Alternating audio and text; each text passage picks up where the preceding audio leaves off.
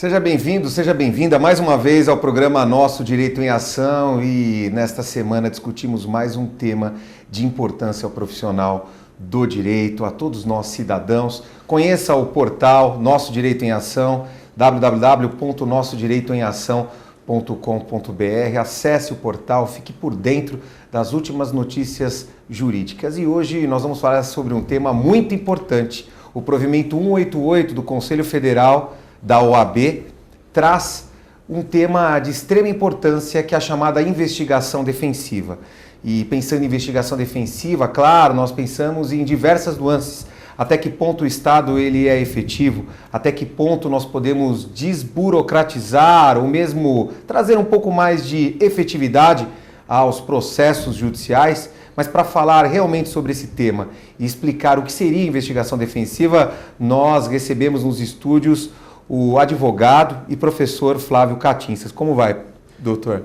Boa tarde, um prazer. Muito obrigado pelo convite. Será um prazer discutir sobre esse assunto, que tem pouco mais de um ano de existência, porque o provimento é de dezembro de 2018, então é um tema ainda bastante novo entre os operadores do direito. Olha, esse tema, na verdade, ele traz uma série de dúvidas, principalmente aos profissionais do direito, porque quando pensamos em investigação, Flávio, nós pensamos muitas vezes na nossa polícia civil, na nossa polícia federal, enfim, nos órgãos do Estado. E pensar em investigação defensiva para, por exemplo, o advogado, como funcionaria essa chamada investigação defensiva? Em primeiro lugar, nós precisamos focar o assunto, levando em consideração que o provimento 188 de 2018, ele foi concebido à luz do modelo italiano. No sistema processual penal italiano, a investigação defensiva é algo que vem sendo construído desde 1988. Então já é um tema que tem algum tempo de estrada e que tem surtido bons efeitos. E como surgiu na Itália? Justamente em função da possibilidade do Ministério Público investigar, de certa forma, conduzir o trabalho apuratório com vistas à reunião dos elementos necessários para o oferecimento da peça acusatória. Por outro lado, para que houvesse o equilíbrio da balança judicial, então, foi bolado, foi criado e foi sendo cristalizado esse procedimento que nós chamamos aqui no Brasil de investigação defensiva. Ou seja, não querendo interrompê-lo, mas no sentido de, só para esclarecer nosso telespectador, o nosso direito, na verdade, traz essa influência do direito italiano, seria mais ou menos isso? Exatamente, é do direito italiano. E no direito italiano, isso é materializado por meio de um procedimento, como se fosse, em larga medida, aquilo que nós conhecemos por inquérito policial, ou seja, um processado com todas as providências que são realizadas para demonstração dos elementos informativos que são reunidos. Então essa é a ideia da investigação defensiva. Agora, por exemplo, essa investigação defensiva, e já aproveitando o seu conhecimento, que você apontasse para nós em que momento no processo ela é utilizada e se durante a investigação ou depois da investigação, com o processo efetivamente, também que você esclarecesse para o telespectador a diferença entre as fases do processo, se na verdade essa investigação defensiva ela pode ser utilizada em eventualmente uma fase administrativa ou somente em uma fase judicial. Como seria isso? Ela pode ser utilizada, de acordo com o provimento, desde a fase pré-procedimental, ou seja, a investigação defensiva sendo realizada como um instrumento para que se possa requerer a instauração do inquérito policial. Não só antes da instauração do inquérito policial, no curso do inquérito policial, no curso da ação penal, no curso da execução penal e, eventualmente, numa revisão criminal, como peça preparatória a uma revisão criminal. Por exemplo, só para esclarecer o telespectador, principalmente em questão que o nosso programa muitas vezes é assistido por acadêmicos de direito, essa questão, por exemplo, na ação penal, ou seja, depois da denúncia oferecida pelo Ministério Público? Eventualmente pode, para instruir os autos do processo criminal. Agora, pensando na prática, Flávio, por exemplo, determinado cidadão está preso e o advogado entra ali naquela fase processual para acompanhar e exercendo as suas prerrogativas para acompanhar o preso propriamente dito, ou mesmo o advogado entra para acompanhar a vítima? Sem dúvida. Como ficaria o trabalho deste profissional na investigação e pensando na prática? Como que esse advogado atuaria ali? Bem, em relação ao investigado ou futuramente aquele que está sendo acusado, processado criminalmente, ou mesmo que está tendo a sua pena executada, nós vamos pensar na atuação do advogado fazendo essa investigação defensiva no sentido de buscar os elementos informativos necessários para a construção da tese defensiva. Então, o advogado, obviamente, ele vai contrapor a atuação do Estado, que é bem aparelhado, é forte, tem polícia judiciária, tem Ministério Público, extremamente bem equipados para a produção do elemento de prova que leve efetivamente à materialização de uma denúncia. Por outro lado, muito pouco sobra para a pessoa que está sendo investigada ou acusada. Nós que somos advogados sabemos, o Código de Processo Penal permite ao advogado acompanhar o inquérito policial, ele tem uma atuação muito firme, muito importante no curso do processo penal, sob pena de flagrante inconstitucionalidade que leva a nulidade absoluta do processo. Só que isso é muito pouco em termos de elaboração de uma tese defensiva. Por que eu digo isso? Porque, obviamente, os órgãos do Estado, eles são treinados, eles são aparelhados, eles são destinados à produção do elemento probatório necessário a suportar a acusação ou a dar base à acusação e não oferecer subsídios ao advogado no desenvolvimento da sua tese defensiva, obviamente cuidando, zelando pelos interesses daquele que é investigado, que é processado. Então, num primeiro momento, ou em relação à pessoa do acusado, do investigado, a investigação defensiva serve, até por uma questão intuitiva, para amparar a tese defensiva do advogado constituído. Eu vou pensar na prática. Por exemplo, determinado cidadão cometeu um delito de homicídio. Sim. E nós sabemos que a Delegacia de Homicídios, pelo menos da cidade de São Paulo, no estado de São Paulo, desenvolve um excelente trabalho. Aliás, me parece que pelos índices ali, me parece que é um dos departamentos que mais soluciona crimes, enfim, né, no país. O DHPP tem um ótimo trabalho, mas digamos que um cidadão cometeu um crime de homicídio e nós sabemos a alta demanda de processos e a dificuldade para que aqueles funcionários que acompanham aquele órgão solucionar, até porque são vários casos que acontecem todos os dias. Sim.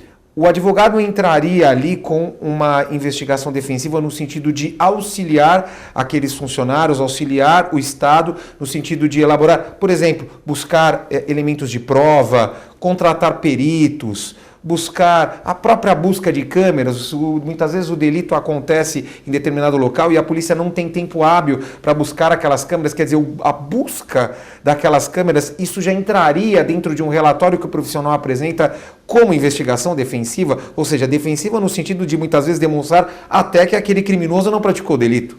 Sem a menor dúvida. Não sei se é essa a ideia. É exatamente nessa linha.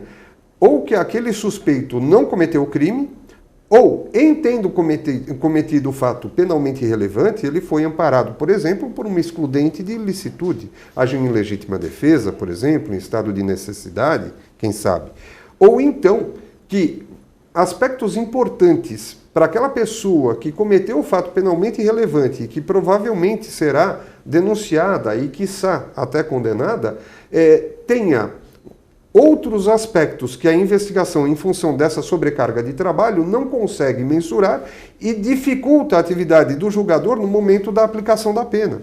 Ou seja, nós podemos buscar, por meio de uma investigação defensiva, por exemplo, aspectos que são extremamente importantes em relação à conduta pessoal, à personalidade, ao modo de vida daquela pessoa que está sendo processada e, eventualmente, acabará sendo condenada. coisa que muitas vezes na investigação criminal acaba não acontecendo pela sobrecarga de trabalho, pelo volume de inquéritos policiais que tramitam nas diversas unidades, e o Departamento de Homicídios, obviamente, não foge à regra, tem uma demanda muito grande. Quer dizer, a lei, na verdade, ela surge como uma forma de cooperação com o Estado, ou seja, todos trabalhando juntos para solucionar e trazer o bem comum? Sem a menor dúvida. Aliás, eu diria o seguinte, existe uma questão de fundo que muito pouco tem sido debatida no Brasil, e eu peço desculpas até pelo exagero na abordagem de cunho técnico-jurídico, mas me parece uma abordagem muito importante. Em primeiro lugar, a questão de 15 anos, 20 anos, discutiu-se muito a possibilidade do Ministério Público atuar na fase de investigação. E naquele momento, então, ocorreram debates acalorados, uns defendendo com unhas e dentes que o Ministério Público deveria atuar na fase de apuração dos fatos penalmente relevantes, outros dizendo que não, que já existia a Polícia Judiciária e, portanto, seria um bis in idem, gasto de dinheiro público para dois órgãos exercerem exatamente a mesma atribuição, enfim. Percebeu-se, com o passar do tempo, que realmente existe um espaço grande para investigação no Ministério Público e em alguns crimes, sobretudo aqueles crimes que envolvem complexidade maior, envolvendo às vezes crime organizado, grandes organizações criminosas, a atuação do Ministério Público junto à polícia acaba trazendo efeitos bastante significativos para a elaboração do elemento de informação pré-processual. Só que, por outro lado, nós vamos perceber o seguinte, a atuação do Ministério Público é uma atuação diferente da atuação da Polícia Civil e da Polícia Federal. E por que eu digo isso? Porque o artigo 144 da Constituição, que trata da segurança pública, estabelece que, efetivamente, a atividade de investigação criminal feita pelas polícias é uma atividade de segurança pública. Portanto, o foco da atuação da Polícia Civil, da Polícia Federal, que nós chamamos de Polícia Judiciária, nós temos aí a segurança pública como o ponto a ser alcançado. A atividade do Ministério Público, até pela disposição espacial na Constituição Federal, é diferente, porque o Ministério Público, e nós vamos encontrar a partir do artigo 127 da Constituição, a indicação das atividades que são cometidas à instituição Ministério Público na defesa das instituições democráticas. E, obviamente, não tem ali a conotação de investigação sob o ponto de vista de segurança pública. Por quê? Porque aí sim caracterizaria, sem a menor margem de dúvida, um bis in idem. Então, quando o Ministério Público atua neste momento pré-processual, ele atua verdadeiramente buscando elementos para ele, órgão acusador, exercer o seu mistério. Diferente da Polícia Civil, que atua na busca do ideal de segurança pública. Então, nós, advogados, quando exercemos a investigação defensiva, a exemplo do que faz o Ministério Público, nós não exercemos uma atividade ligada à segurança pública. Nós realizamos uma atividade ligada à busca de uma tese defensiva ou então de um elemento probatório forte quando atuamos em favor da vítima e não mais do investigado ou do acusado, com vistas a um melhor aparelhamento do Estado. A exemplo do que o Ministério Público faz em relação à atividade de Polícia Judiciária. Só lembrando que no ano de 2018, se não me engano foi neste ano, que se instituiu a lei onde torna-se obrigatória a presença do advogado no inquérito policial. Sem dúvida. Essa presença não era obrigatória e agora acaba sendo extremamente especial e não dispensada. E é interessante porque veio um pouco tardiamente, no meu modo de entender. Se nós pegarmos as reformas processuais que nós assistimos ao longo desses anos 2000, nós vamos perceber que o inquérito policial que hoje nós temos é completamente diferente da ideia de inquérito policial do Código de Processo Penal de 40. Então, eu acredito que a presença do advogado já deveria ser algo necessário, imprescindível, desde a Constituição de 88. Por quê? Porque no auto de prisão em flagrante a Constituição determina que a autoridade policial, no momento da lavratura do auto de prisão em flagrante, faculte a pessoa que está ali presente de fazer contato com o advogado. Então, para a prisão em flagrante, que é uma das formas de inauguração do inquérito policial, nós temos a imprescindibilidade da comunicação do advogado, ou pelo menos a imprescindibilidade do delegado facultar o acesso a um advogado. E aí, no curso do inquérito policial não iniciado, por exemplo, por auto de prisão em flagrante, não haveria necessidade. Então, quer dizer, o advogado só serviria, em tese, em função da custódia e não da instrumentalização da investigação? Me parece que seria uma captis diminutio em relação à atividade do advogado. Eu quero fazer 2 elogios aos seus comentários. Primeiro que gostei muito que, dentre as suas colocações, durante os seus apontamentos com relação a essa questão das investigações, e principalmente em razão do direito penal propriamente dito enquanto lei, você comentou várias vezes a existência da Constituição Federal e alguns artigos da Constituição Federal. Acho que é importante até comentar com o telespectador, e aí eu peço a sua opinião enquanto professor de direito, se o nosso Código Penal, na verdade, ele deve ser visto sempre com o ideal constitucional, sempre trazendo a Constituição Federal a lume. Enfim, com a nossa Constituição Federal caminhando junto ali. Porque me parece que alguns profissionais visualizam o Código Penal um pouco distante da Constituição Federal, e a própria educação no Brasil acaba trazendo operadores do direito, acadêmicos de direito, muitas vezes visualizando o Código Penal como se a Constituição Federal fosse dispensável na interpretação das normas. Qual a sua opinião em relação a isso? Eu tenho uma formação jurídica ainda, e peço desculpas, né, porque eu sou velhinho. Eu estudei direito a época em que nós tínhamos a Constituição de 67 com a emenda número 1 de 69, que na visão dos constitucionalistas é uma verdadeira Constituição. Simplesmente não recebeu o nome de Constituição de 69 em função da escolha do processo legislativo à época. Ou seja, para facilitarem a tramitação, ao invés de fazerem uma nova Constituição, eles fizeram uma emenda que mudou substancialmente o texto da Constituição de 67. Mas o nome que ficou foi Constituição de 67, 1967, com a emenda número 1 de 1969. E vejam os amigos, eu sou tão velhinho, mas tão velhinho que eu ainda nasci na época que o Brasil tinha o nome Estados Unidos do Brasil. Ou seja, eu não nasci ainda no Brasil como hoje conhecemos, República Federativa, né? Eu sou dos Estados Unidos do Brasil. Mas você acompanhou as últimas alterações. E foi muito interessante porque eu tive como professor de Direito Constitucional um homem brilhante, uma pessoa fabulosa, um grande cultor de direito, o professor Manuel Gonçalves Ferreira Filho. E o professor Manuel Gonçalves Ferreira Filho, à época que deu aulas para a minha turma, ele era deputado constituinte. Então ele falava da Constituição de 67 com a emenda número 1 de 69, que fazia parte do conteúdo programático do curso, mas ao mesmo tempo trazia para a turma as inovações que estavam sendo inseridas na Constituição de 88. E nós vivíamos aquele momento de turbulência e tudo mais. Mas por que eu fiz essa abordagem? Porque quem estudou direito constitucional à época em que eu fiz faculdade, um pouco antes, estudou direito constitucional como se o direito constitucional pudesse ser visto de baixo para cima e não de cima para baixo. Ou seja, o direito constitucional era um mero legitimador de algumas questões importantes para a estrutura do Estado. Sem luz. E organização administrativa. Não tinha luz irradiando. Não tinha, não. Nenhuma. Infelizmente não tinha. Essa é a grande verdade. Eu sei que tem gente que ficará muito brava comigo.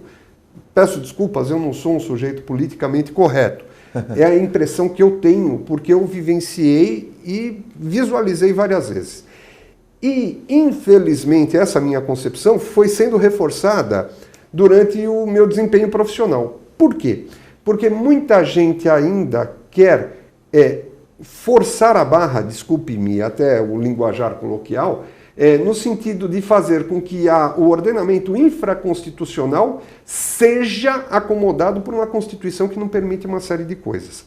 E nesse campo do direito penal, veja que interessante, nós muitas vezes queremos resolver problema de segurança pública, queremos resolver problema de desagregação social, nós queremos resolver problemas de mudança da própria estrutura familiar por meio de leis penais.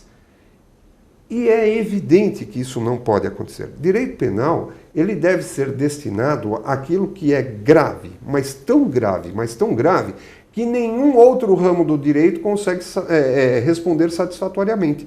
Então, tudo aquilo que está no direito penal, sem a menor margem de dúvida, é contemplado por outro ramo do direito. Ou seja, quando o outro ramo do direito não consegue dar uma resposta satisfatória, aí sim nós vamos lançar mão do direito penal. E não como nós estamos assistindo. Questões tributárias, muitas vezes sendo incriminadas, questões previdenciárias que não trazem esse abalo à coexistência social, não rompe o tecido social, mas que acabam sendo objeto do direito penal. O direito penal não pode ser utilizado como forma educativa, na verdade, mas trazendo uma... Enfim, sabemos que hoje o direito penal está totalmente incapaz de tutelar determinados, enfim, né, de prever aí uma tutela efetiva de determinados crimes. Não consegue resolver todas as questões. Ainda é um pouco ineficaz e muito ineficaz, principalmente em razão da nossa chamada sociedade da informação, dos delitos de informática, mas ele acaba tendo um cunho educativo, na sua opinião?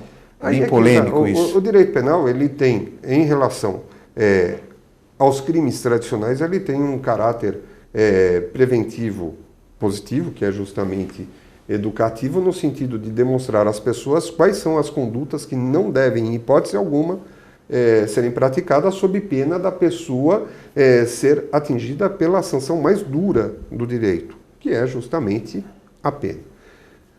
O que acontece, no meu modo de entender, e eu vejo com muita tristeza, e eu já debati muito sobre isso, e é engraçado. Sempre que eu falo nesse assunto, as pessoas se sentem incomodadas porque fica parecendo que nós estamos querendo atingir o poder institucional de A, B ou C, e a verdade não é essa.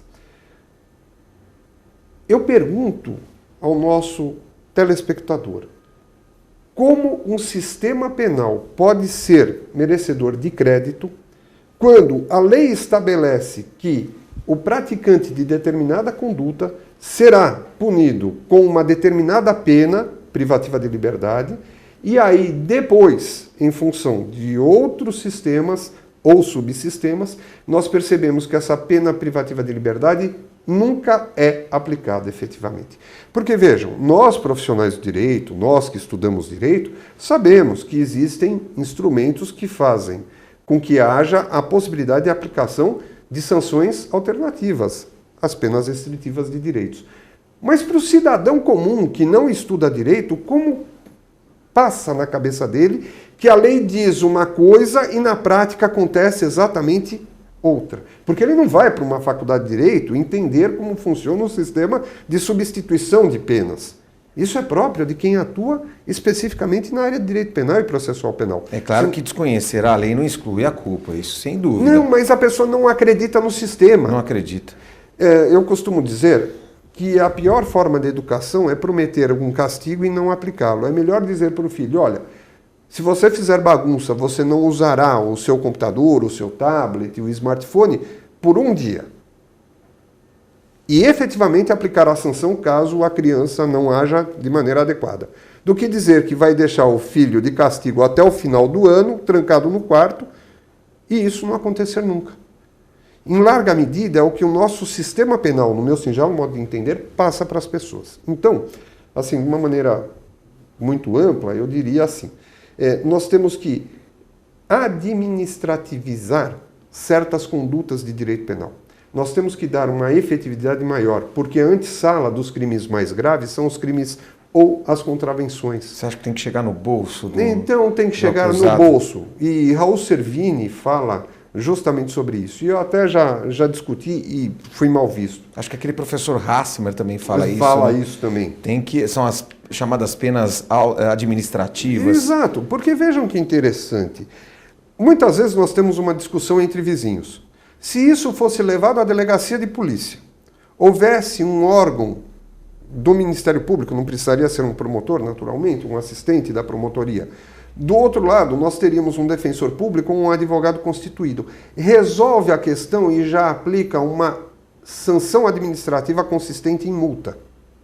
Veja que interessante, aquele policial militar que fica fazendo ronda e muito tempo perde com questões relacionadas à coexistência dos vizinhos, depois que o vizinho sentisse no bolso a dor de ter que pagar uma multa, ele pensaria duas vezes em ficar arrumando encrenca com outro vizinho. Agora... E a polícia ganharia efetividade, porque falaria, opa, se a coisa for para a delegacia de polícia, nós teremos um procedimento rápido, nós teremos um procedimento efetivo e que resulta em algo efetivo. Agora, Flávio, quem está em casa, o cidadão que está em casa, muitas vezes, ele não quer saber de multa para aquele que o feriu, aquele que lhe trouxe ali um problema.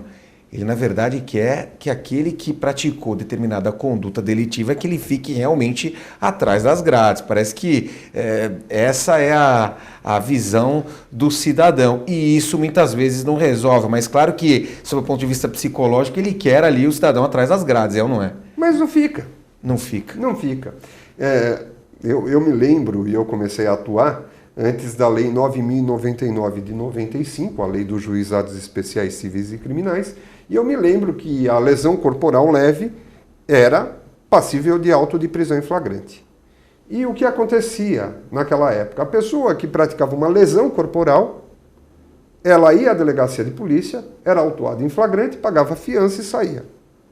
Qual a diferença hoje? Ao invés dela ser autuada em flagrante, pagar a fiança e responder a todo o inquérito e processo em liberdade, é substituído isso por um termo circunstanciado. Ou seja, na prática, gera exatamente o mesmo efeito, só que sem a necessidade daquele formalismo todo, que levava muitas vezes à ideia de impunidade. Poxa, a pessoa foi à delegacia, foi presa em flagrante, o delegado de polícia confirmou a voz de prisão dada pelo policial que atendeu a ocorrência, e o fulano saiu da delegacia junto comigo, mesmo ele tendo sido preso em flagrante.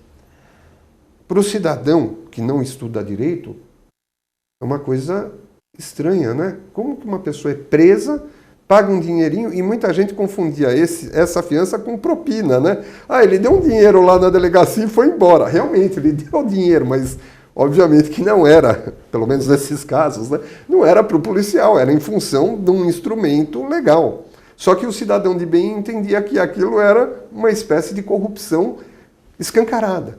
Então, a ideia é assim, direito penal, em relação às penas privativas de liberdade, eu entendo, deveriam ser destinadas exclusivamente para aqueles crimes que efetivamente levarão a pessoa para trás das grades. Não prevermos pena privativa de liberdade para tudo, como hoje existe, e, na verdade, aplicarmos a privação de liberdade em casos muito, muito reduzidos, se considerado o número de normas incriminadoras que nós temos no nosso sistema repressivo.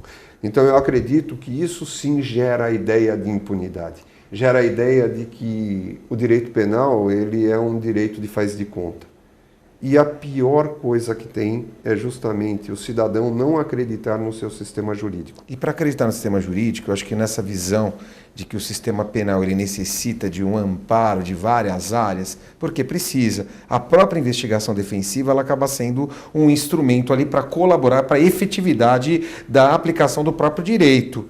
Mas é preciso que o cidadão também acredite em seu profissional e entenda que o profissional não está ali para... Na verdade, não é uma crítica à efetividade do Estado, e ao mesmo tempo porque sabemos o quanto o Estado necessita de mais eficácia, mais eficiência. Isso acaba trazendo até um desestímulo, até por uma questão assim, para todos nós cidadãos, quando vivemos em um país onde aquele direito ele não funciona com grande efetividade, nós ficamos um pouco desestimulados. Mas eu acho que a investigação ela vem justamente para tentar demonstrar que o direito pode funcionar ainda melhor? Eu acredito que sim.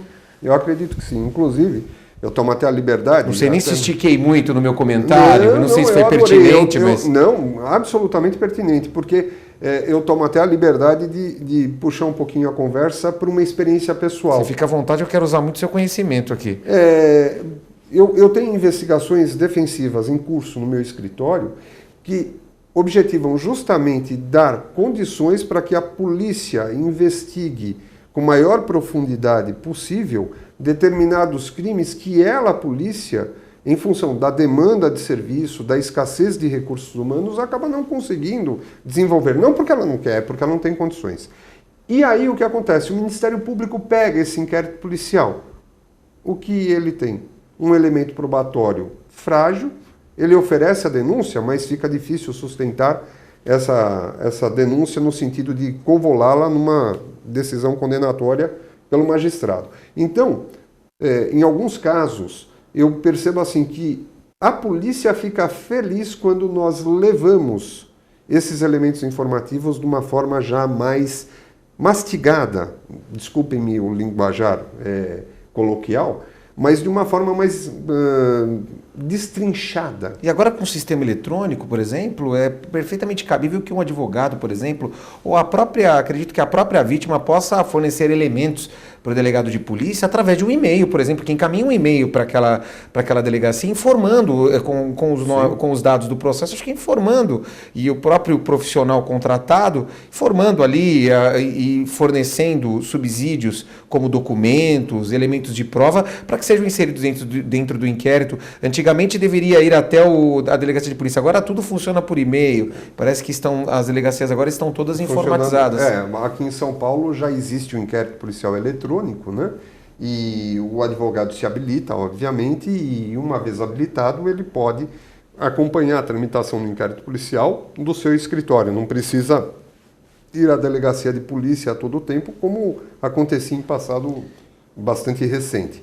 Agora, nesse caso, numa investigação realizada pelo advogado, ele pode atuar no sentido de demonstrar que houve troca de e-mails, que houve deturpação de balanços, que houve desvio de estoques. Ata notarial com relação aos documentos relacionados ao WhatsApp, Facebook e todas essas... De acordo com o novo Código de Processo Civil, a ata notarial ganhou um status absolutamente importante na documentação dos atos que efetivamente são realizados fora do alcance dos órgãos oficiais. A impressão de código-fonte também, das páginas, né? Sem dúvida. Então, existe aí a possibilidade de materialização num procedimento feito pelo advogado, a exemplo do que é o inquérito policial, para subsidiar o inquérito. Então, a atividade do advogado, nem de longe, vai substituir a atividade do delegado de polícia, nem de longe vai substituir a atuação do acusador, simplesmente ele vai equipar os órgãos do Estado com informações precisas, informações robustas, para melhor aplicação do direito ao caso concreto. Isso em relação à vítima. Em relação ao acusado, ao investigado, da mesmíssima forma. Quero aproveitar e conversar aqui com o telespectador, dizer que o nosso convidado de hoje, além de advogado, não sei se posso comentar aqui mais sobre o seu currículo, mas ele tem um invejável currículo, ele foi delegado de polícia também por muitos anos, além da atuação na docência, foi delegado por muitos anos, e é por isso que eu gostaria também que você trouxesse ao telespectador, principalmente aos acadêmicos de direito, que ainda não trabalham com direito penal, essa questão do contato do advogado com a autoridade policial, o delegado de polícia. Eu não posso deixar aqui de dizer que muitos profissionais de início de carreira têm receio ainda de atuar e quando chega em uma delegacia de polícia, ainda existe culturalmente aquele receio de conversar com o delegado ou a forma que será abordado. E aí, pensando em investigação defensiva, ele terá mais contato ali com a autoridade policial. Sim. E aí eu gostaria que você apontasse, enfim, que você comentasse sobre isso, porque você tem uma grande experiência antes da advocacia, que é a atuação e a condução de inquéritos policiais. É verdade. Eu atuei na Polícia Civil do Estado de São Paulo de 1986 até 2017. Então a minha aposentadoria se deu aí há pouco mais de 2 anos e meio. E nesse tempo todo eu pelo menos durante 26 anos, eu atuei como delegado de polícia. Então, presidi vários inquéritos policiais, trabalhei no departamento de homicídios por 5 anos, enfim. O que eu posso dizer é o seguinte, eu peguei uma época de transição na polícia, justamente a época da redemocratização do Brasil. E é claro que o perfil do policial que existia antes da Constituição, aliás, antes da redemocratização do Brasil, era completamente diferente do perfil do policial que nós temos hoje. E a tendência é que mude cada vez mais. O que nós temos hoje é um contato muito mais próximo entre advogados e delegados, até por conta da nova cara que a polícia vem adquirindo em função dessa postura que vem sendo trazida pelos mais jovens. Então, os delegados mais novos, obviamente, são muito mais preparados culturalmente do que os profissionais de antigamente, né? Da época em que eu ingressei como delegado de polícia. Então, nós percebemos que muita gente hoje ingressa na carreira de delegado de polícia já com um curso de pós-graduação terminado, com uma bagagem profissional que a minha época não era comum. Até tínhamos alguns delegados que eram pós-graduados, mas um número infinitamente menor se comparado ao de hoje. Então, assim, a primeira questão, o delegado de polícia de 2020 não é o delegado de polícia de 1990, né? O delegado de polícia de 1990 está se aposentando ou já está bem no final da carreira, né? Já não, via de regra, não tem contato com os advogados em delegacia de polícia em função de estarem já em outras esferas, em outros órgãos da administração policial. Então essa é a primeira questão que eu digo. Segunda questão, e aí para os acadêmicos de direito, com todo respeito, nenhuma autoridade pública deixa de reconhecer o conhecimento jurídico de um advogado que é bem preparado. Então, a melhor forma de nos sentirmos seguros, de realizarmos as nossas atividades com efetividade, é justamente com o preparo técnico jurídico. A postura. A postura ajuda, que mostra que realmente aquele profissional sabe o que está falando.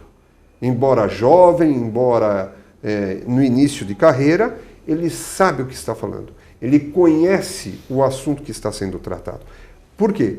Porque as autoridades sabem quando podem falar com uma pessoa que não domina, mas reconhecem quando estão diante de alguém que domina o assunto. Agora, sempre a calma, a educação e chegar em um departamento público de uma forma cortês, amigável, no sentido de que conhece a lei e que gostaria que essa lei fosse cumprida. Agora, me parece que com a inserção agora da chamada criminalização das prerrogativas, esses direitos dos advogados são respeitados ainda mais. Pelo menos se espera. Eu acredito que sim. Porque um ex-delegado-geral de polícia, ele, à época em que dirigia a instituição, ele pediu que os diversos departamentos colocassem dizeres nas paredes. E os dizeres eram exatamente esses. A valentia não afasta, aliás, a cortesia não afasta a valentia. Ou seja, eu posso e devo ser cordial, cortês, gentil, amável e educado e continuar sendo uma pessoa aguerrida, um profissional atuante, um profissional aguerrido. Então, ser aguerrido, ser firme nas posições, nem de longe autoriza comportamento mal educado, deseducado. Quer por parte do advogado, quer por parte do delegado, quer por parte do promotor, quer por parte do magistrado. Afinal de contas, todos nós, em primeiro lugar, viemos da mesma origem. Universidade, faculdade de Direito. E todos nós atuamos em função de um negócio chamado justiça. Vejam, se nós pegarmos a Constituição Federal, nós vamos perceber que a Constituição Federal fala que o advogado é imprescindível à administração da justiça. Isso quem diz não é Flávio Katinskas, isso quem diz é a Constituição. Ora, se o advogado é imprescindível à administração da justiça, significa dizer que a Constituição atribuiu ao advogado um papel muito, muito importante. Então ele não pode, de maneira alguma, ser aviltado nas suas convicções, ele não pode ser atacado no seu desempenho profissional. Isso por um lado. E agora, com a inovação legislativa que nós tivemos, criminalizando justamente a afronta às prerrogativas do advogado, nós vamos perceber que a legislação, e aqui eu não vou entrar no mérito específico da legislação, porque obviamente demandaria um tempo muito grande, mas nós vamos perceber que existe o reconhecimento por parte do nosso legislador de que verdadeiramente o advogado precisa ter aquilo que a Constituição estabeleceu aplicado com efetividade. Ou seja, tudo bem, o advogado é imprescindível à administração da justiça, mas e se ele for atacado nas suas convicções, no seu desempenho profissional? O que acontece? Hoje nós temos a resposta. Questão do direito penal. Eu acredito que passamos por uma série de transformações, vários dispositivos da lei penal sendo inseridos no código, enfim, vários tipos penais. Você acha que o código merece uma reformulação, o Código Penal? Passamos por uma pré-reforma, não saiu quase do papel, e estamos aí com o Código Penal, quiçá de 1940, mas com uma série de alterações, claro. Eu costumo dizer de uma maneira coloquial, e peço desculpas. Eu gosto de conversar assim, sem com perguntas, que na verdade... A verdade, o nosso bate-papo aqui não foi pautado. Estamos aqui realizando um bate-papo aqui realmente de uma forma bem tranquila e bem transparente, sem combinarmos previamente quais seriam as perguntas. Então eu acho que nesse aspecto as suas respostas saem muito mais verdadeiras e demonstram muito mais autênticas. É verdade. Bem, eu entendo, e eu até uso esse linguajar coloquial, e peço desculpas mais uma vez, que o nosso Código Penal, o nosso sistema penal o nosso sistema normativo penal acabou virando uma colcha de retalhos. Nós vamos perceber que, em função de movimentos absolutamente antagônicos que nós verificamos ao longo da história, nós incriminamos algumas condutas que não precisariam ser incriminadas, endurecemos o tratamento penal a outras que não mereceriam uma carga penal tão grande, por outro lado, flexibilizamos algumas coisas que não deveriam ser tão flexibilizadas, enfim, uma série de problemas.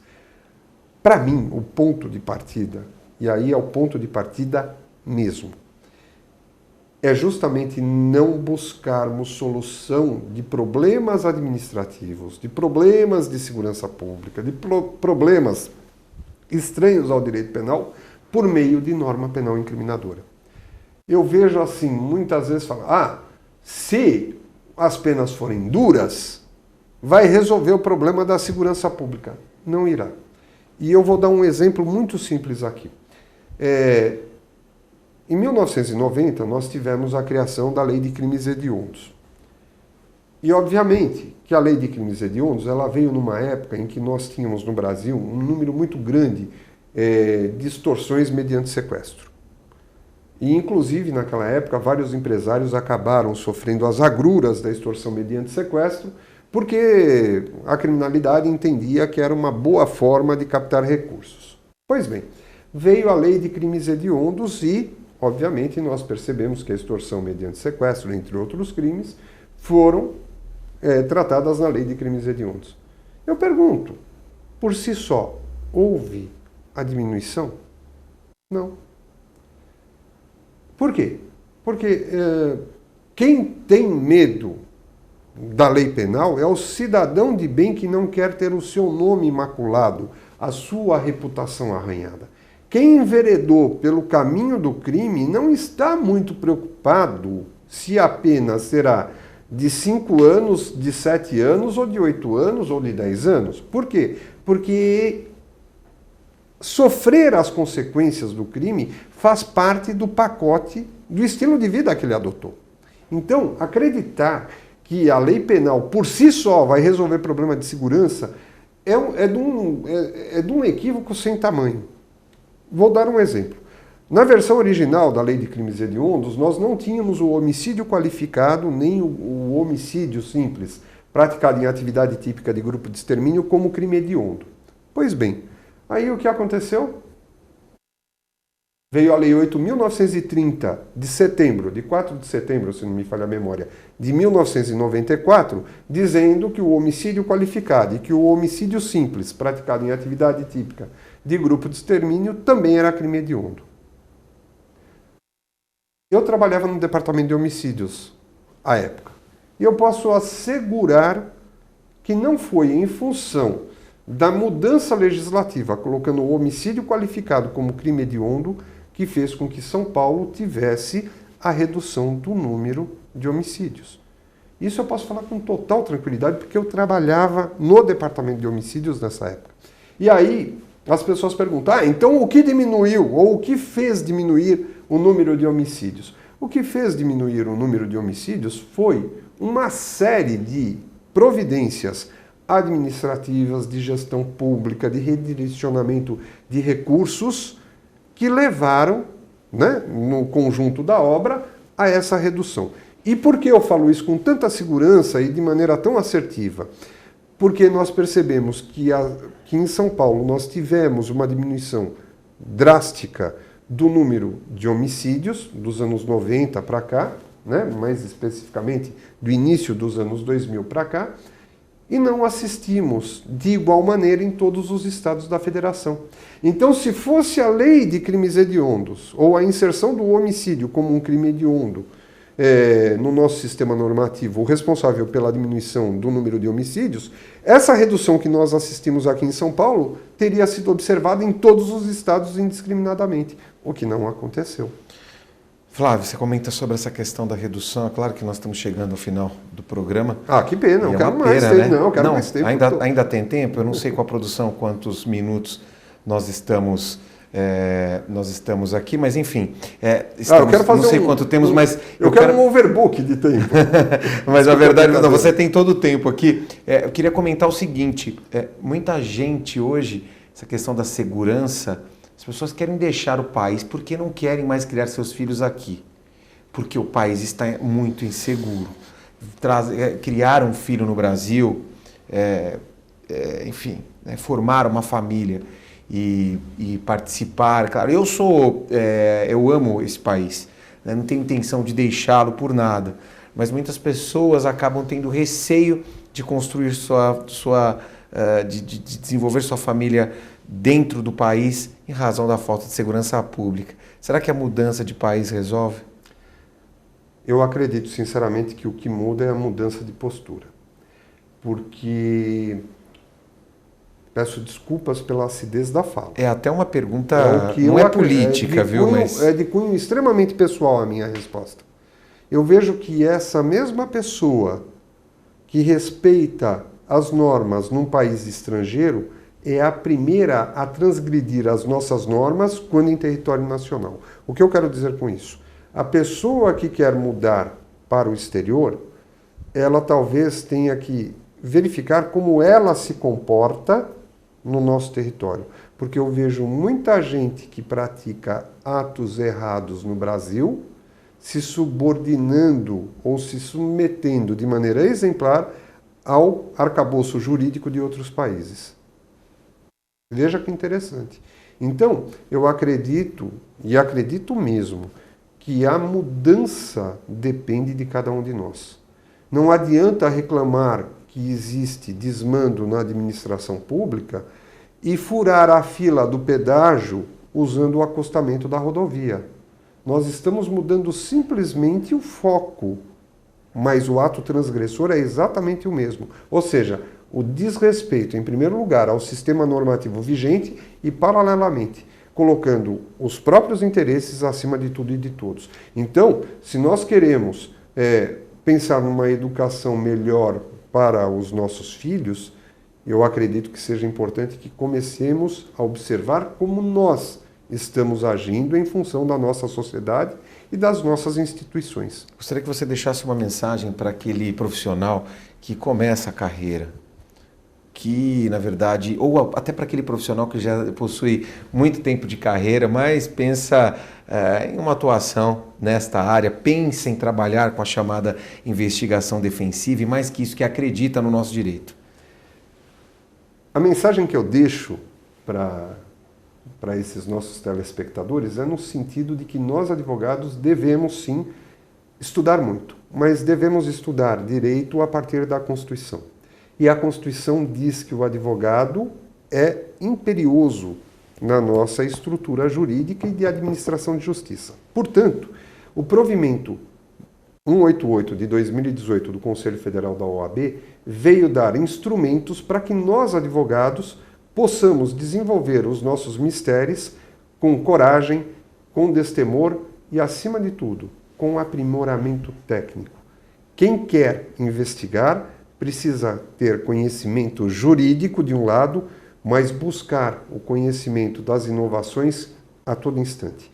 Quem tem essa vocação, quem tem essa vontade, certamente terá um mercado de trabalho bastante interessante. E um mercado de trabalho em constante evolução e em constante mudança sob o ponto de vista do desenvolvimento tecnológico.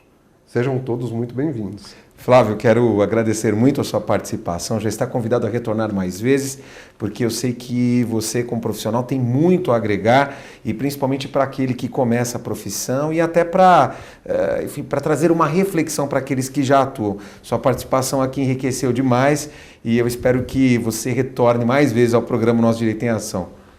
Será um prazer. Aliás, como o amigo sabe, eu sou arroz de festa, como diziam os mais velhos, né? Eu sou arroz de festa. É só convidar que realmente eu venho e venho feliz. Adorei o bate-papo, fiquei mais uma vez muito feliz com o convite e espero ter de alguma forma colaborado para o debate. Afinal de contas, no mundo do direito ninguém tem a verdade absoluta e ninguém pode preconizar a verdade na sua totalidade. O programa Nosso Direito em Ação vai ficando por aqui. Nós voltamos na próxima semana com mais um convidado e, claro, com temas importantes aos profissionais do direito e a todos nós, cidadãos. Nós contamos com a sua audiência e a sua participação. Até lá.